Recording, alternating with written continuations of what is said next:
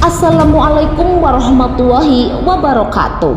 Sahabat beriman yang dirahmati Allah, pada kesempatan kali ini saya akan membahas tentang dua surah yang sering dibaca Rasulullah SAW saat melaksanakan sholat subuh.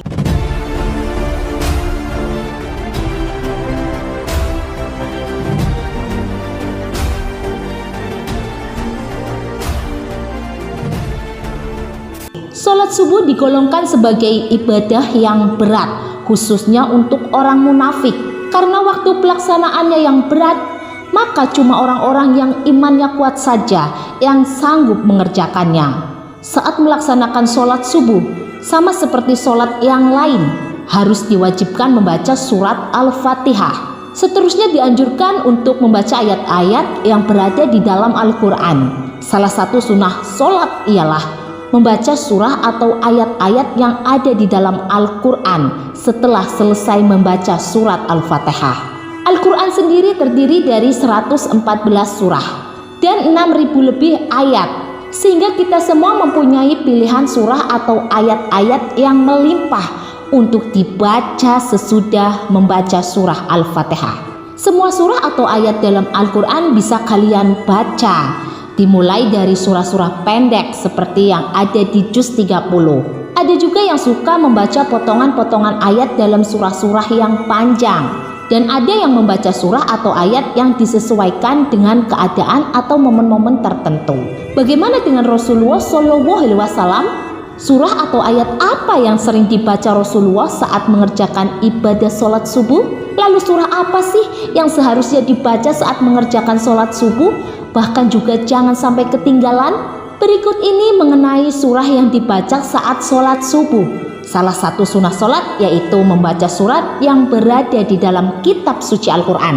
Baik itu surat yang berupa ayat pendek atau panjang, dibolehkan dengan masih tetap memperhatikan bacaannya. Ayat Al-Quran yang harus dibaca yaitu surat Al-Fatihah, baik dalam sholat wajib atau sunnah. Adapun surah atau ayat Al-Quran yang dibaca sesudah membaca Al-Fatihah adalah bebas. Namun, ada dua ayat yang sering dibaca oleh Rasulullah SAW saat menunaikan sholat subuh. Apa suratnya? Dari Qutbah bin Malik, beliau sebelumnya pernah berbicara. Dia sebelumnya pernah sholat subuh bersama Nabi SAW. Beliau pada rakaat pertama membaca surat Qaf ayat 10. Artinya, dan pohon kurma yang tinggi-tinggi yang memiliki mayang yang bersusun-susun. Hadis riwayat Muslim.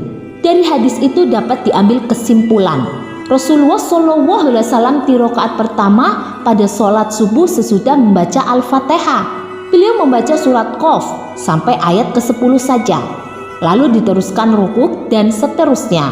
Mengapa Rasulullah membaca surat Qaf pada rakaat pertama waktu sholat subuh? Isi surat Qaf ini intinya ialah untuk mengingatkan manusia mengenai peristiwa mereka atau manusia, dan mengingatkan mengenai nikmat yang diberi padanya manusia.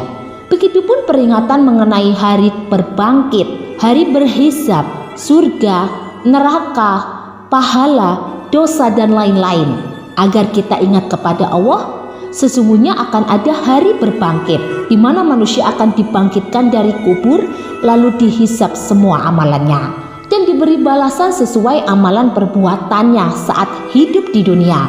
Untuk yang banyak amal bagusnya akan diberikan ganjaran masuk surga, dan untuk yang banyak amal jeleknya akan dimasukkan pada neraka dengan segala siksaannya. Lalu pada rakaat kedua, apa yang dibaca Rasulullah? Saya dengar Nabi SAW pada sholat subuh membaca surat At-Takwir, yang berarti jika matahari digulung. Dalam surat At-Takwir ini juga berbicara peringatan kepada manusia mengenai hari kiamat. Seakan-akan surah ini ingin sampaikan pesan kepada manusia bahwasanya kondisi alam semesta ketika kiamat datang akan hancur. Apa kelebihan membaca surat At-Takwir pada rakaat kedua sholat subuh? Mampu meningkatkan keimanan kita kepada Allah dan memunculkan kehusyukan dalam sholat, bahwasanya kita akan meninggal dan akan sangat celaka ketika kita wafat tanpa bekal amal soleh yang cukup untuk menghadap Allah Subhanahu wa Ta'ala.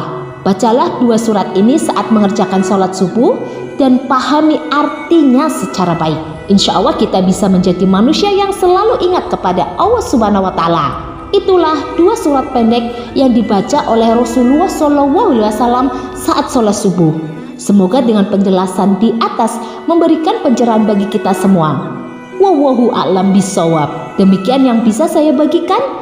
Semoga bermanfaat untuk kita semua. Wabillahi taufik wal hidayah. Wassalamualaikum warahmatullahi wabarakatuh.